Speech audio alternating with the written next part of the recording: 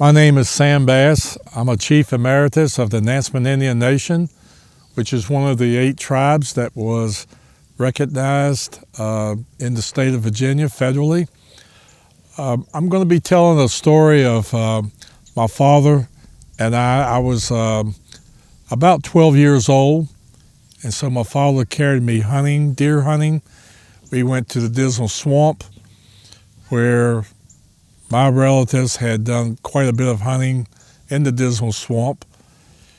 We were standing on a ditch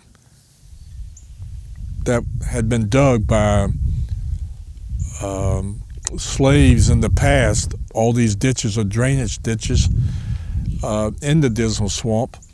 But we were standing on a ditch called the Jericho Ditch. We were about 50 yards from each other. And we both had firearms, hoping to see a deer. And after a couple hours, a 6-point buck came out of the woods, went down in the ditch, and about 10 minutes went by, and it never came up the other side, which we were waiting for it to come up out of the ditch so we could get a shot at the deer. My father got my attention and motioned for me to meet him, start walking towards him. We met together and walked up to the edge of that big ditch.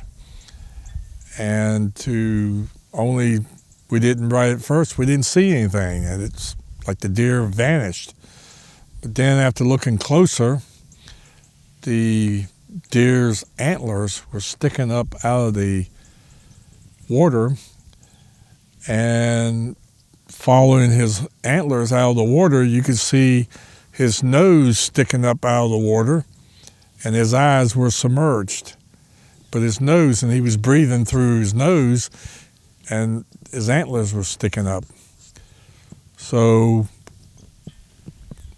recognizing what the law is about, it's really not sportsmanlike to shoot an animal submerged or in the water like that. They're at a disadvantage. So my father went and got a stick about 12 feet long and hit the antlers to try to get the deer to come up out of the water. After a little bit of that, the deer wouldn't come up. So finally he just whacked it pretty good, and the deer come up out of there like right towards he and I. We were not prepared for that, and we did not get a shot at that deer, and he went on in the woods on the opposite side of that ditch.